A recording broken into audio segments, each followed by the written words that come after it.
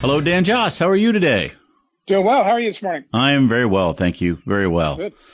So let's talk about one of these things that many parents experience when they send their kids off to school. Some of them will send them off with a credit card or something like that. And they say, only use this credit card for emergencies. And it turns out that they thought buying Doritos at the grocery store at 11:30 at night was an emergency. And the parents usually don't think so. Who's emergency? Well, that's a good point. That's a very good point. But along those lines, let's talk about emergency funds, because I know that you recommend that people have an emergency fund, but it's probably not for Doritos, is it? No, it's not. We've talked about that before. I prefer to think of a matter fund, and a matter fund could include funds for an emergency, but also for opportunities.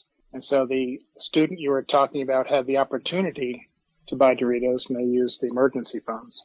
I had a conversation recently where somebody had the opportunity to buy a boat or put a down payment on a boat, and they did, but they used the emergency funds to do that. And so that's what I would call a misuse of emergency funds. Yeah, I don't think buying a boat is an emergency. Maybe a life jacket with the boat could be. That's right. But they had the funds available, but we spoke about it a little bit, kind of got things clear. An emergency is usually unexpected, and an opportunity is also unexpected.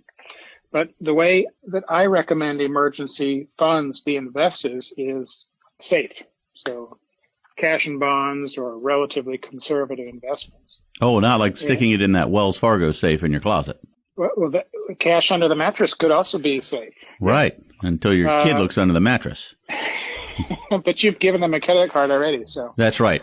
And the likelihood that they're going to look under the mattress for anything like making the bed is not happening. Right. Everything is under their bed. And so to use resources that are set aside in safe money for a non-emergency does a couple of things. It reduces that safe money so that if and when a real emergency comes along, there may or may not be enough resources left to cover that. And then the credit card comes out, or the home equity line comes out. And then that could cause problems using debt to meet an emergency need. It also, depending on what the funds were used for that wasn't an emergency, like a boat that I referred to, or a car, or some other opportunity, that could also increase the chances of a future emergency. Right, because it might not have been a very good boat or a very good car. Right.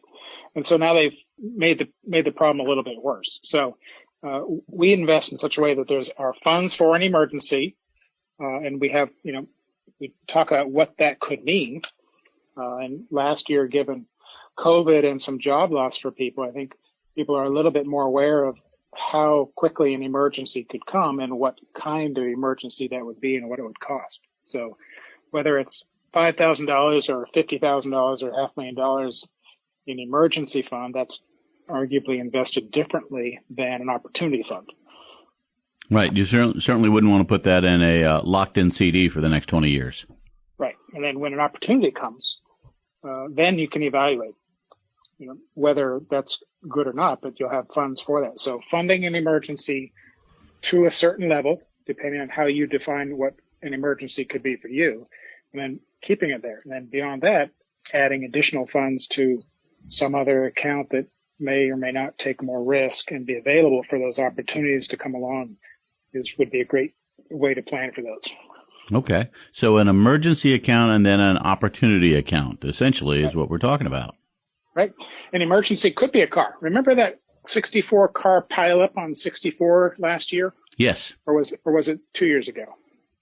It was probably last year. Either way, that could be an emergency. Now I need a car. Right. But typically that's not the best way to buy a car. And sometimes you have to do it that way. So it could be an emergency, but not every car purchase should be an emergency. I would certainly hope not. And certainly I would argue that Doritos weren't an emergency. True. I wouldn't think that they were, but it all depends on what you've been doing before you wanted the Doritos. So it's a simple talk today. Good stuff. Define an emergency fund and use it for those reasons in that time, and then have other funds available for opportunities that come along. Good. And if someone wants to get in touch with you to talk about an emergency fund or an opportunity fund or just financial planning in general, what's the best way for them to do that? Well, they can give us a call, 757-903-2127, or online. Our website is jossbrown.com. All right. We appreciate it so much, Dan. Thank you. Money Talks is a weekly program presented for the listener's benefit and entertainment. It is provided at no cost to the listener, and the ideas, opinions, and comments are not to be construed as legal advice, tax advice, investment advice, or other advice specific to the listener. Listeners are encouraged to seek the advice of a licensed professional or other qualified party when dealing with financial, legal, tax, medical, investment, insurance, taxidermy, plumbing, electrical, carpentry, real estate, chiropractic, veterinary, oral hygiene, hot air ballooning, etc. We have given you some food for thought. Now, call a licensed professional such as Dan Joss at 757-903-2127. Thanks for listening, and remember, failing to plan is planning to fail.